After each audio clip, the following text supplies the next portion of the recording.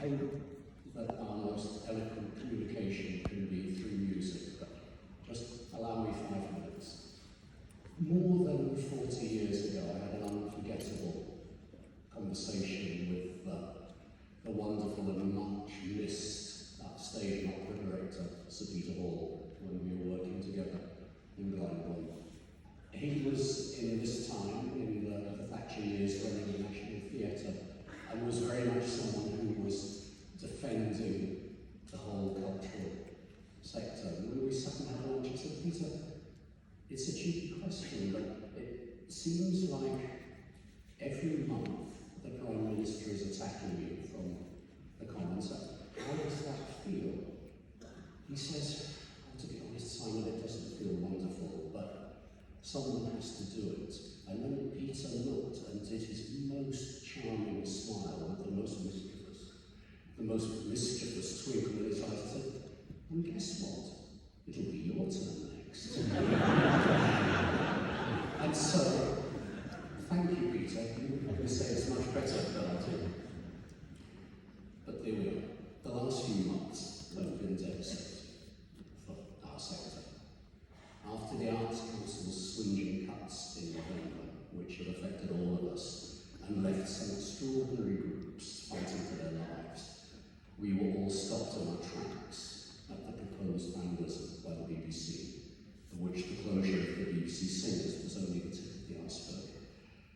When the two largest supporters of classical music in this country cut away at the flesh of our culture in this way, it means that the direction of travel has become deeply alarming. It's clear we are facing a long-term threat for existence, and we cannot just quietly acquiesce to this dismantling or dismembering of so many important companies.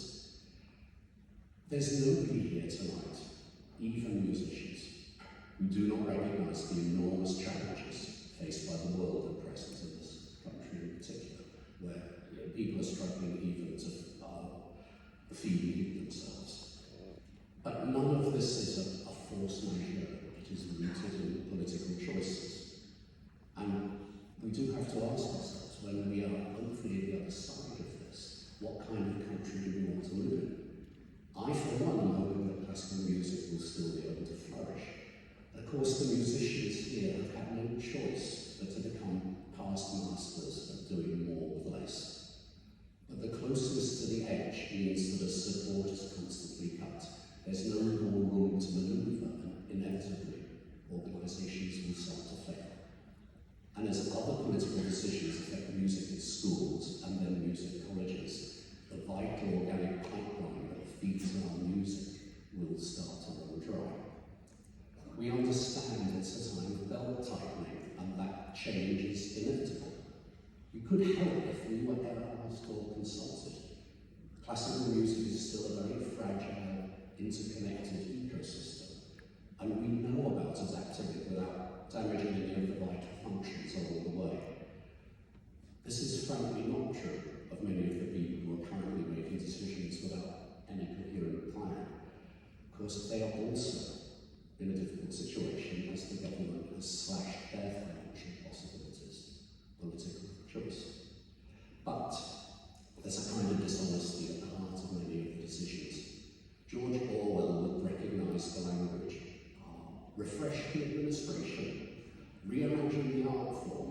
They're two bits of newspeak which mean the opposite of the actual words. You can all choose your own personal idiocies. Anyone with knowledge of how an orchestra actually functions will know that you can't reduce the membership by 20% by natural wastage or in any other means. It's then no longer an orchestra. And also, all the years of building up a team expertise have gone out of the window. This shouldn't need explaining. If you actually want opera to be experienced in more parts of the country, it's ludicrous to cut the grants of companies who do exactly that. This shouldn't need explaining. And by the way, without an orchestra chorus, we no longer have an opera company.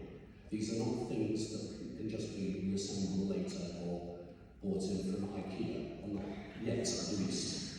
This should not need explaining. So many of the problems are rooted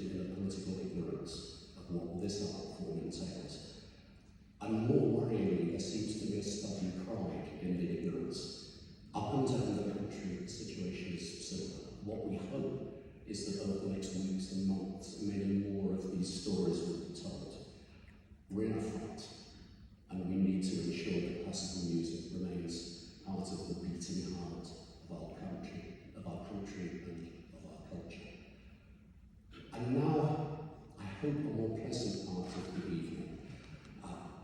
This extraordinary masterpiece figure he made, written in wartime, written in occupied Paris, a piece that could not be performed there for obvious reasons. Any of you who have read the texts will know why. The piece was smuggled out bit by bit to England, to, at that time, the only chorus they knew